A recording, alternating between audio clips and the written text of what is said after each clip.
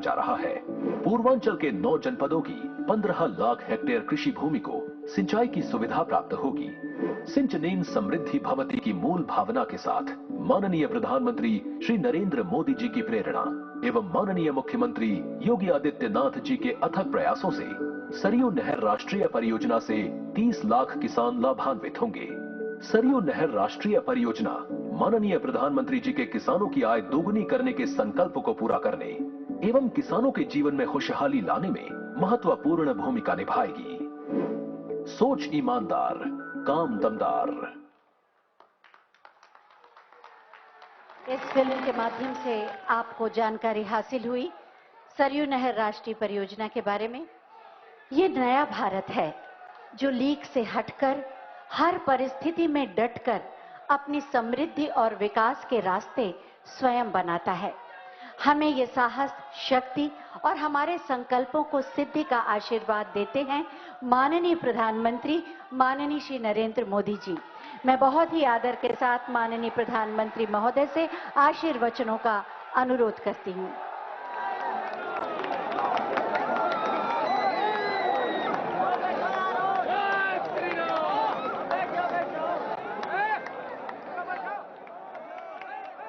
भारत माता की, भारत माता की, भारत माता की। हम ये पावन धरती का बारंबार प्रणाम करित है।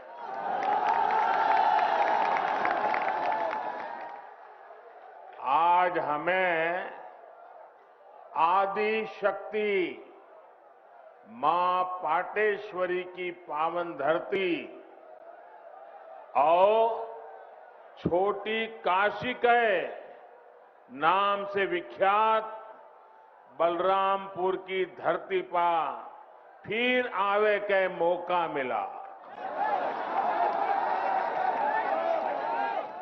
आपसे हमें खूब आशीर्वाद मिला है।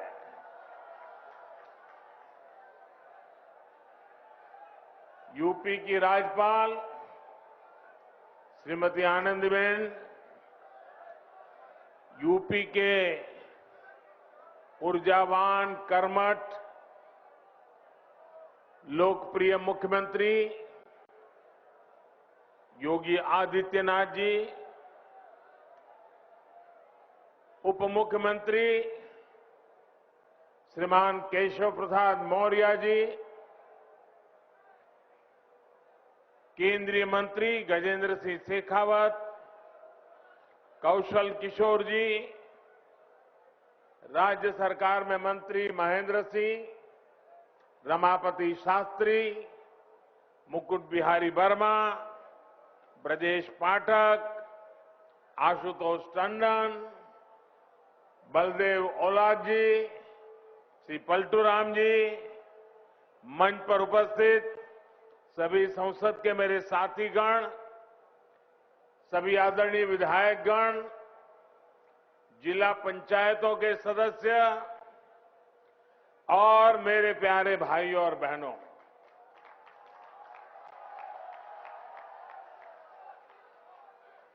क्रांतिकारियों की इस धरती ने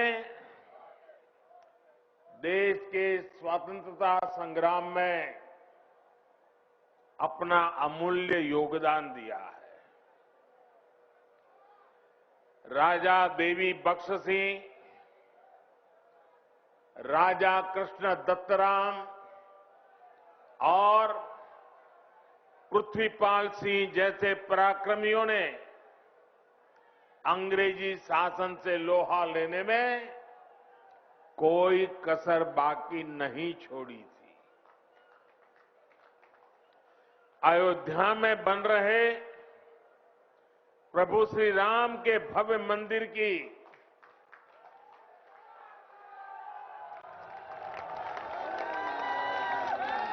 जब जब बात होगी,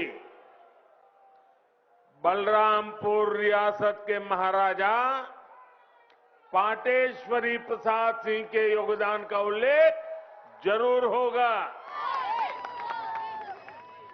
बलरामपुर के लोग तो इतने पारखी है कि उन्होंने नानाजी देशमुख और अटल बिहारी वाजपेयी के रूप में दो भारत रत्नों को गढ़ा है, उन्हें संवारा है।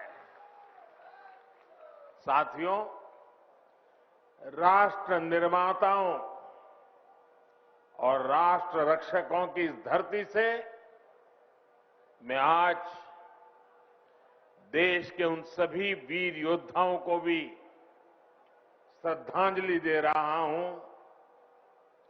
जिनका 8 दिसंबर को हेलीकॉप्टर हादसे में निधन हो गया। भारत के पहले chief of defence staff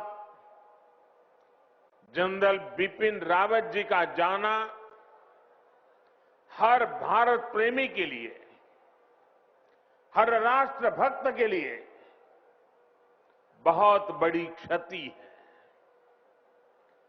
general Bipin Rawat जी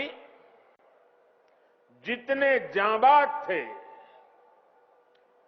देश की सेनाओं को आत्मनिर्भर बनाने के लिए जितनी मेहनत करते थे, पूरा देश उसका साक्षी रहा है। एक सैनिक सिर्फ उसी समय तक सैनिक नहीं रहता जितने दिन वो सेना में रहता है। उसका पूरा जीवन एक योद्धा की तरह होता है। अनुशासन, देश की आन बान शान के लिए वो हर पल समर्पित होता है।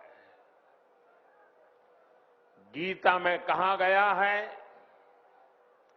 नैनम छिदन्ति शस्त्राणि नैनम दहति पावकः, ना शस्त्र उसे छिन्न भिन्न कर सकते हैं, ना अग्नि उसे जला सकती है।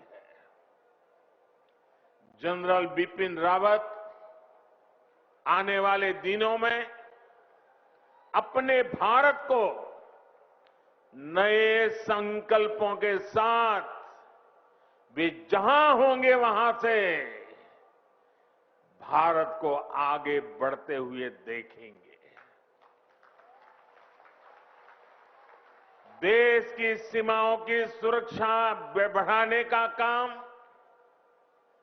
बॉर्डर इंफ्रास्ट्रक्चर को मजबूत करने का काम, देश की सेनाओं को आत्मनिर्भर बनाने का अभियान, तीनों सेनाओं में तालमेल सुदृढ़ करने का अभियान, ऐसे अनेक काम तेजी से आगे बढ़ता रहेगा। भारत दुख में है, लेकिन दर्द सहते हुए भी हम ना अपनी गति रोकते हैं और ना ही हमारी प्रगति। भारत रुकेगा नहीं, भारत थमेगा नहीं। हम भारतीय मिलकर और मेहनत करेंगे। देश के भीतर और देश के बाहर बैठी हर चुनौती का मुकाबला करेंगे। भारत को और शक्तिशाली और समृद्ध बनाएंगे। साथियों, यूपी के सपूत देवरिया के रहने वाले ग्रुप कैप्टन वरुण सिंह जी का जीवन बचाने के लिए डॉक्टर जी जान से लगे हुए हैं। मैं मां पाटेश्वरी से उनके जीवन की रक्षा की प्रार्थना करता हूं। देश आज वरुण सिंह जी के परिवार के साथ है। जिन वीरों को हमने खोया है उनके परिवारों के साथ है। भाइयों और बहनों, राष्ट्र प्रथम की भावना को सर्वोपरि रखते हुए देश आज हर वो काम कर रहा है जो 21वीं सदी में हमें नई ऊंचाई पर ले जाए। देश के विकास के लिए ये भी बहुत जरूरी है कि पानी की कमी कभी बाधा न बने। इसलिए देश की नदियों के जल के सदुपयोग हो, किसानों के खेत तक पर्याप्त पानी पहुंचे, ये सरकार की सर्वोच्च प्राथमिकताओं में से एक है। सरयू नहर राष्ट्रीय परियोजना का पूरा होना इस बात का सबूत है कि जब सोच ईमानदार होती है तो काम भी दमदार होता है।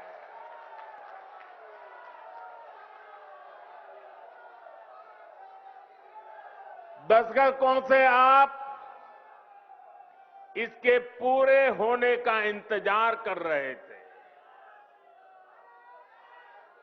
घाघरा, सरयू, राप्ती, बाणगंगा और रोहिणी की जल शक्ति अब इस क्षेत्र में समृद्धि का नया दौर लेकर आने वाली है। बलरामपुर के साथ साथ बहराइच, गोंडा, श्रावस्ती, सिद्धार्थनगर, बस्ती, गोरखपुर, महाराजगंज और कुशीनगर के सभी साथियों को, लाखों मेरे किसान भाइयों बहनों को आज हृदय से बहुत बहुत बधाई देता।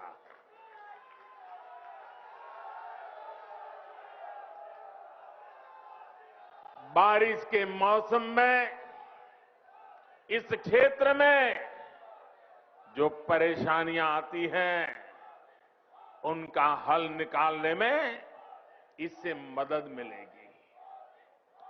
और मैं जानता हूं मेरे प्यारे भाइयों बहनों, हमारे यहां तो इतिहास गवाह है, अगर किसी ने प्यासे को एक प्याला भर पानी पिला दिया होता है तो वो इंसान जीवन भर कभी उस ऋण को भूलता नहीं है, जीवन भर उस इंसान को भूलता नहीं। और आज लाखों किसानों के प्यासे खेत जब पानी प्राप्त करेंगे, मुझे पक्का भरोसा है आपके आशीर्वाद जीवन भर हमें काम करने की ताकत देंगे। आपके आशीर्वाद हमें नई ऊर्जा देंगे। भाइयों बहनों,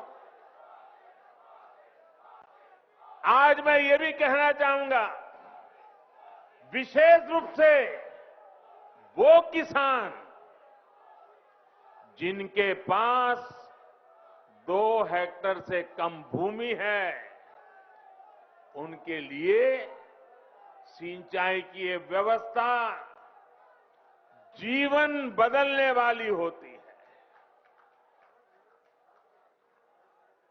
जैसे कोई व्यक्ति मृत्युशैया पर पड़ा हो, उसको ब्लड की जरूरत हो, लहू की जरूरत हो, रक्त की आवश्यकता हो, और जैसे ही डॉक्टर रक्त ला करके उसको चढ़ाएं और उसकी जीवन बच जाता है, इस पूरे क्षेत्र के खेतों को ऐसी ही नई जिंदगी मिलने वाली है। साथियों, बलरामपुर की मसूर दाल का स्वाद तो बीते सालों में देश भर में फैला ही है।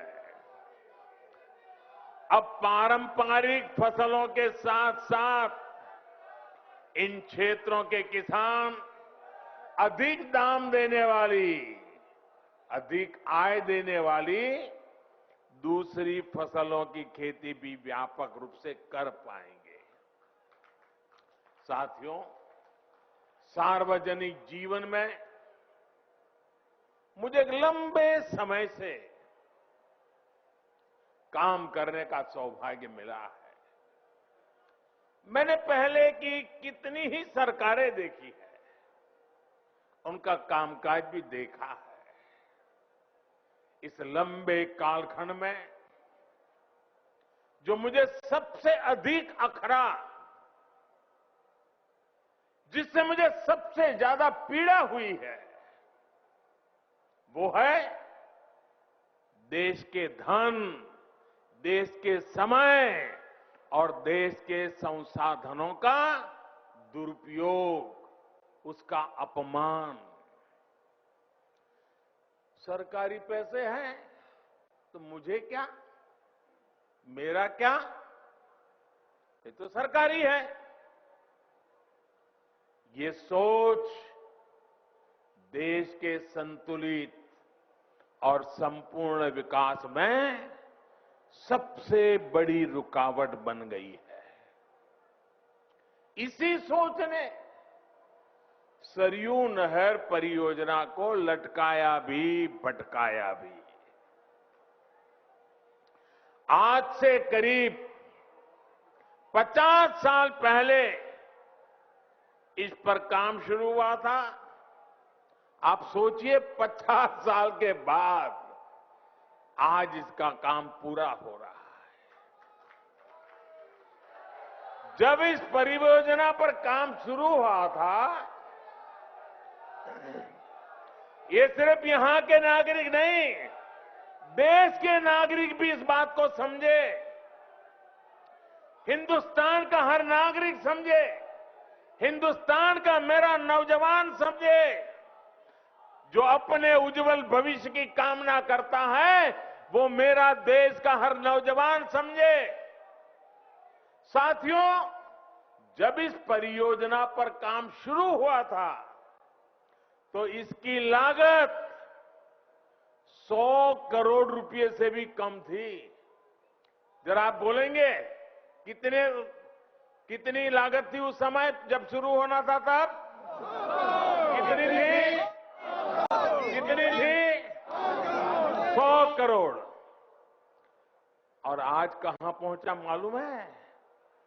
आज ये लगभग 10,000 करोड़ रुपए खर्च करने के बाद पूरी हुई है। 10,000 करोड़ कितना? कितना? पहले होना था 100 करोड़ में, आज हुआ 10,000 करोड़ में। ये पैसा किसका था भाइयों? ये पैसा किसका था? ये धन किसका था? आपका था कि नहीं था? इसके मालिक आप थे कि नहीं थे? आपके मेहनत का एक एक रुपया सही समय पर सही काम के लिए उपयोग होना चाहिए था कि नहीं होना चाहिए था? जिन्होंने नहीं किया वे आपके गुनहगार है कि नहीं है? आपके गुनहगार है कि नहीं है? ऐसे लोगों को आप सजा देंगे कि नहीं देंगे? पक्का देंगे? मेरे प्यारे भाइयों बहनों, पहले की सरकारों की लापरवाही की 100 गुना ज्यादा कीमत इस देश को चुकानी पड़ी है। हमारे इस क्षेत्र के लाखों किसानों को भी अगर सिंचाई का यही पानी अगर 20 साल 30 साल पहले मिला होता, आप कल्पना कर सकते थे अगर मेरे किसान के पास पानी होता, पिछले 25-30 साल में पानी उसके पास पहुंचा होता, तो वो सोना पैदा करता कि नहीं करता, देश का खजाना भर देता कि नहीं भर देता, अपने बच्चों की शिक्षा दीक्षा अच्छी कर पाता कि नहीं कर पाता। भाइयों बहनों, दशकों से इस देरी की वजह से मेरे यहां के किसान भाइयों बहनों का भी अरबों खरबों रुपयों का नुकसान हुआ है। वैसे साथियों, जब मैं आज दिल्ली से चला तो सुबह से मैं इंतजार कर रहा था कि कब कोई आएगा, कहेगा कि मोदी जी, इस योजना का फीता तो हमने काटा था, ये योजना तो हमने शुरू की थी।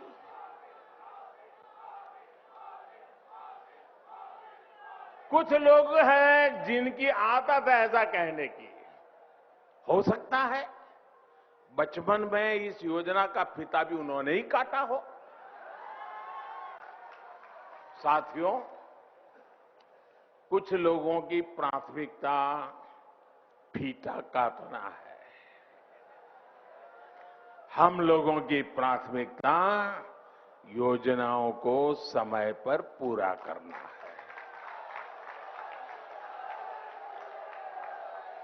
2014 में जब मैं सरकार में आया था तो ये देखकर हैरान था कि देश में सिंचाई की 99 बड़ी परियोजनाएं, 99 परियोजनाएं जो देश के अलग अलग कोनों में दशकों से अधूरी पड़ी है।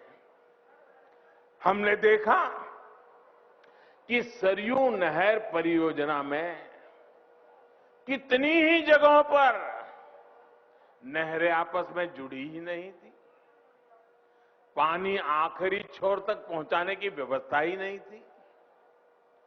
सरयू नहर परियोजना में जितना काम 5 दशक में हो पाया था, उससे ज्यादा काम हमने 5 साल से पहले करके दिखाया है। साथियों, यही तो डबल इंजन की सरकार है, यही तो डबल इंजन सरकार के काम का रफ्तार है। और आप याद रखिए, योगी जी के आने के बाद हमने बाण सागर परियोजना का लोकार्पण किया।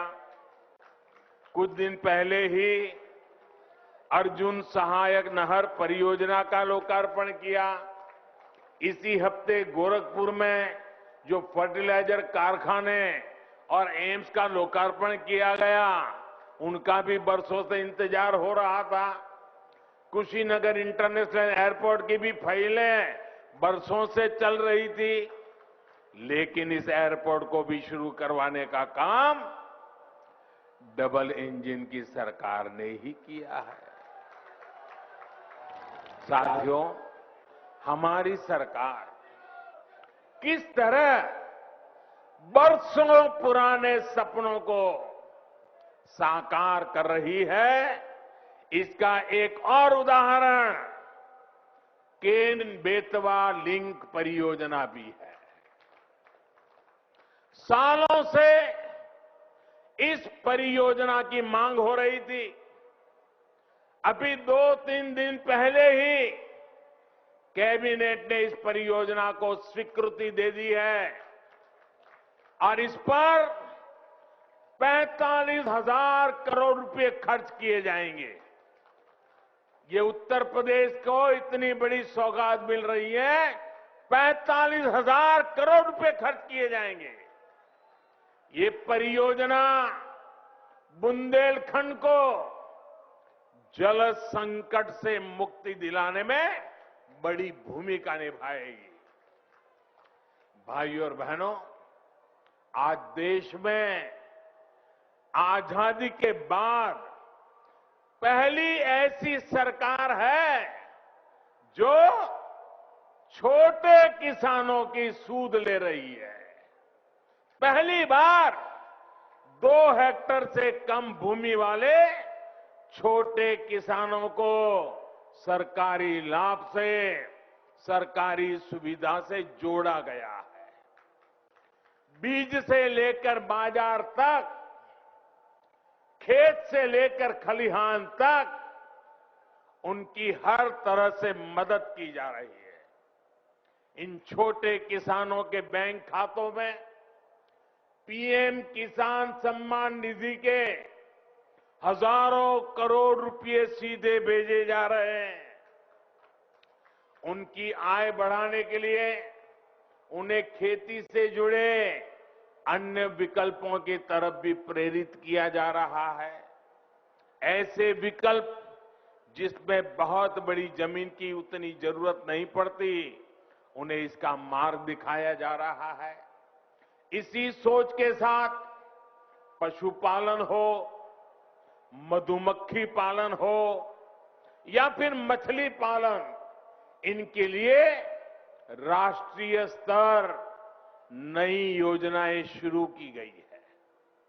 आज भारत दूध उत्पादन के मामले में दुनिया में अग्रणी है ही। लेकिन आपको जानकर के खुशी होगी, आज हम शहद, हनी, मधु, आज हम शहद निर्यातक के रूप में भी विश्व में अपना स्थान बना रहे हैं।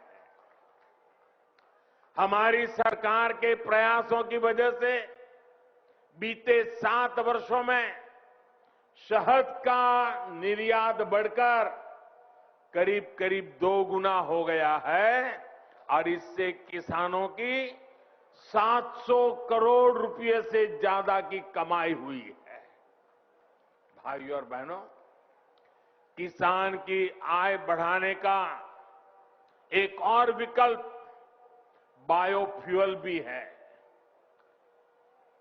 हम खाड़ी का तेल से चलाते थे, अब हम झाड़ी का तेल भी लेकर के आ रहे हैं।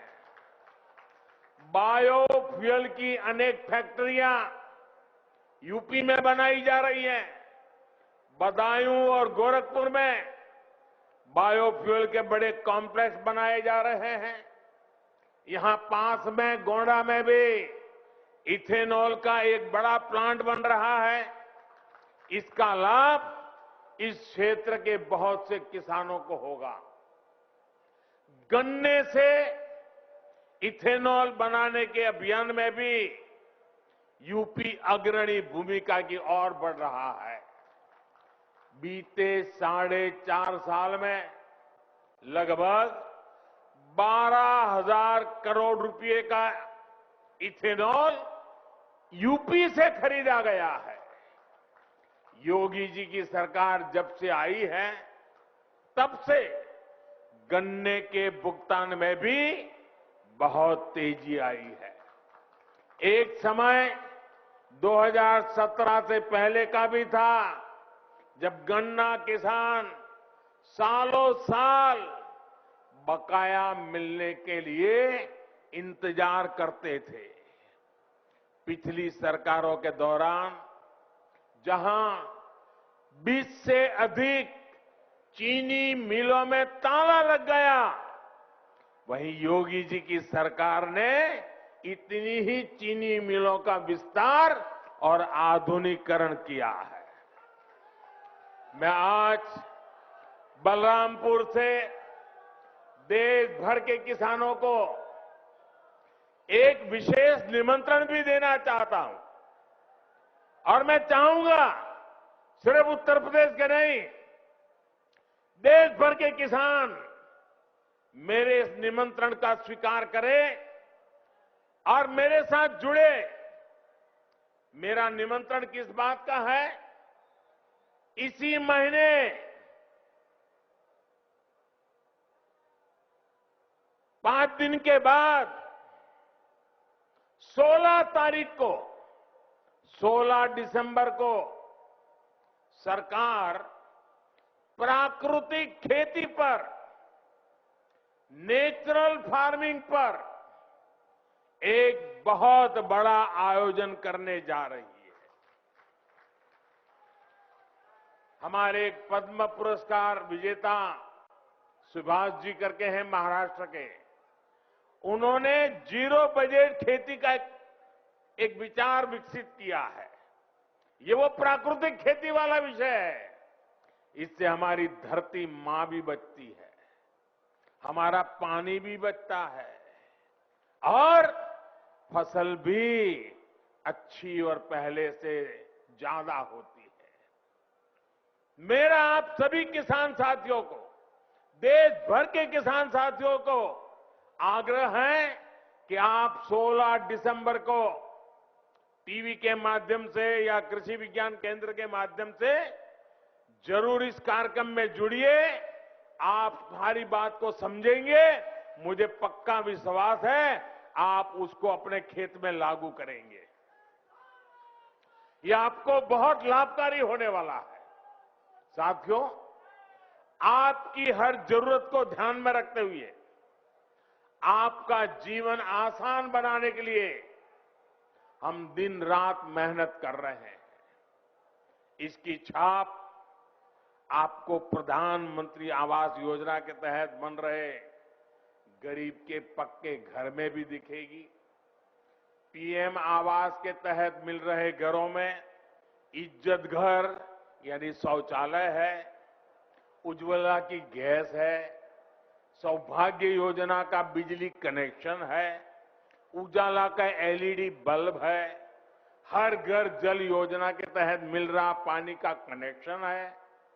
और मुझे तो खुशी तब होती है क्योंकि मैं इस क्षेत्र में कभी दौरा कर चुका हूं, मुझे मालूम है जब यहां मेरे थारू जनजाति के भाई बहनों को भी इन योजनाओं का लाभ मिल रहा है तो भी हमें खुशी भी ज्यादा होती है और हमें आशीर्वाद भी ज्यादा मिलता है। साथियों, हमारे यहां सदियों से एक तौर तरीका चला आ रहा है कि घर होगा, मेरी माताएं बहनें मेरी बात जरूर समझें और मेरे पुरुष भाई भी अपने घर में बताएं। हमारे यहां एक मान्यता चली, परंपरा चली, व्यवस्था चली। वो क्या? घर होगा तो पुरुष के नाम, दुकान होगी तो पुरुष के नाम, गाड़ी होगी तो पुरुष के नाम, खेत होगा तो पुरुष के नाम। महिलाओं के नाम पर कुछ भी नहीं। कुछ होता है क्या महिलाओं के नाम पर? नहीं होता है ना। मैं आपकी पीड़ाएं जानता हूं बराबर माताएं बहनें, और इसलिए हमने क्या किया, मुझे खुशी है, हमने क्या किया, पीएम आवास योजना के तहत जो घर बन रहे हैं ना, ज्यादातर घरों का मालिकाना हक हमने हमारी माताओं, बहनों, बेटियों को दे दिया है। इस वजह से देश में ऐसी बहनों की संख्या में बहुत अधिक वृद्धि हुई है जिनके अपने नाम पर कम से कम एक प्रॉपर्टी तो है। डबल इंजन की सरकार के प्रयासों से यूपी के 30 लाख से अधिक गरीब परिवारों को पक्का घर मिल चुका है। आने वाले दिनों में और भी ज्यादा नए घर बनाने के लिए अभी हमारी सरकार ने 2 लाख करोड़ रुपए से अधिक का प्रावधान किया है। यानी जिनको अभी तक पक्के घर नहीं मिले उन्हें आने वाले समय में भी जरूर मिलेंगे। साथियों, जब सरकार संवेदनशील हो, गरीबों की सुनती हो, उनका दुख दर्द समझती हो, तो फर्क आता ही है। आता है कि नहीं आता है? फर्क आता है कि नहीं आता है? फर्क आता है कि नहीं आता है? अभी देश 100 साल में आई सबसे बड़ी महामारी से लड़ रहा है। कोरोना आने के बाद हर कोई यही सोच रहा था कि क्या होगा, कैसे होगा। हर किसी ने कम अधिक मात्रा में कोरोना की वजह से कष्ट सहा। लेकिन साथियों, इस कोरोना काल में हमने पूरी ईमानदारी से प्रयास किया है कि कोई गरीब भूखा न सोए। और अभी इसलिए पीएम गरीब कल्याण अन्न योजना के तहत मिल रहे मुफ्त राशन के अभियान को होली से आगे तक बढ़ा दिया गया है। गरीबों को मुफ्त राशन पर सरकार 2,60,000 करोड़ रुपए, उससे भी ज्यादा खर्च कर रही है। भाइयों और बहनों, पहले जो सरकार में थे, आप जानते हैं ना, अच्छी तरह जानते हैं ना। पहले जो सरकार में थे वो माफिया को संरक्षण देते थे। आज योगी जी की सरकार माफिया की सफाई में जुटी है।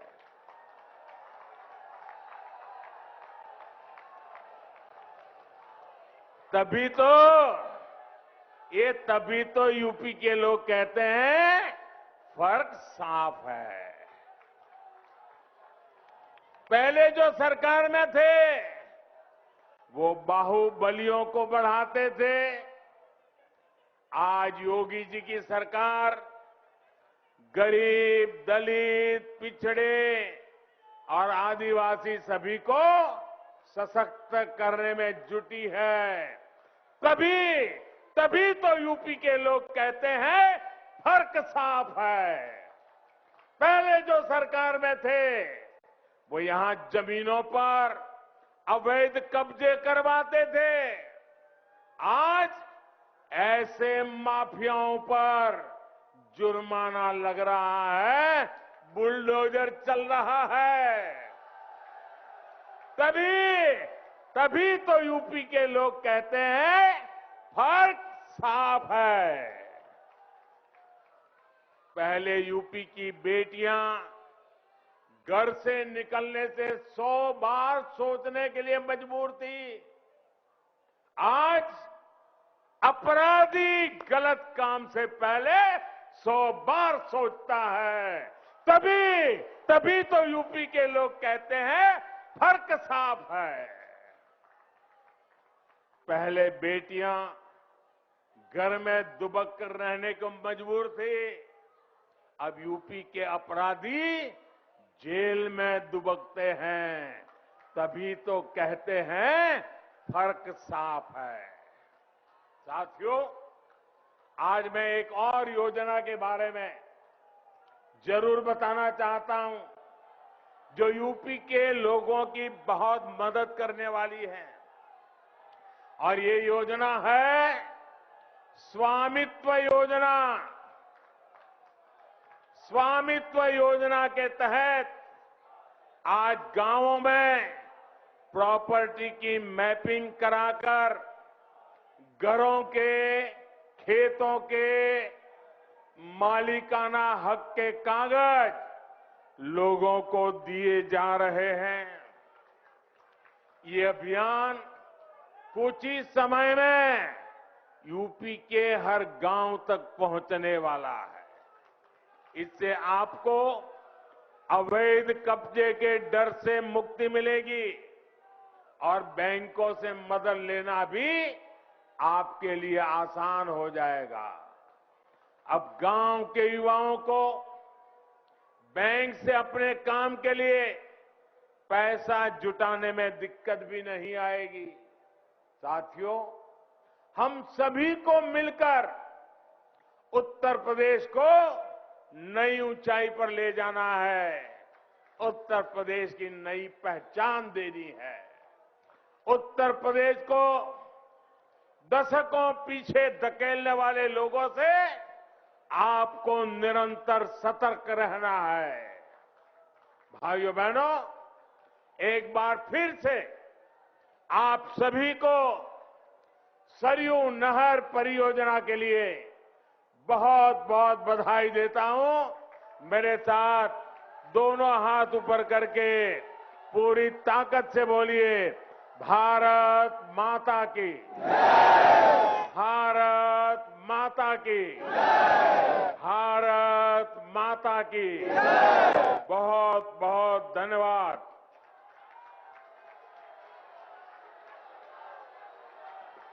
बहुत बहुत धन्यवाद माननीय, आपके ओजस्वी संबोधन के लिए। हमेशा की तरह इस बार भी आपने सब में नई ऊर्जा, नई शक्ति भर दी आत्मनिर्भर भारत के निर्माण के लिए। जोरदार तालियों से माननीय प्रधानमंत्री जी का अभिनंदन करें। तालियों से अपनी भावनाओं को मंच तक पहुंचाएं।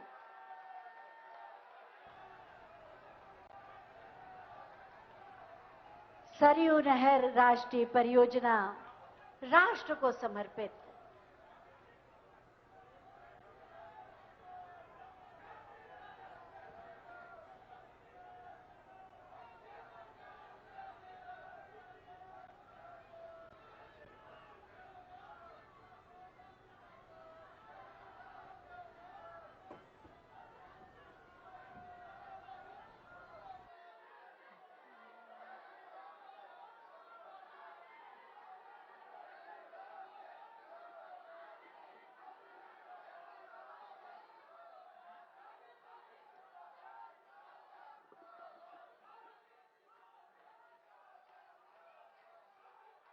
ये जन सैलाब, ये विकास का महाकुंभ और आपकी न रुकने वाली तालियां बताती हैं कि आप सब माननीय प्रधानमंत्री जी को कितना प्यार करते हैं। आपका विश्वास, आपका आशीर्वाद माननीय प्रधानमंत्री जी को प्रेरणा देता है हम सब की समृद्धि और विकास के नए नए द्वार खोलने के लिए। सभी अपनी जोरदार तालियों के साथ, करतल ध्वनि के साथ माननीय प्रधानमंत्री जी को विदा दें।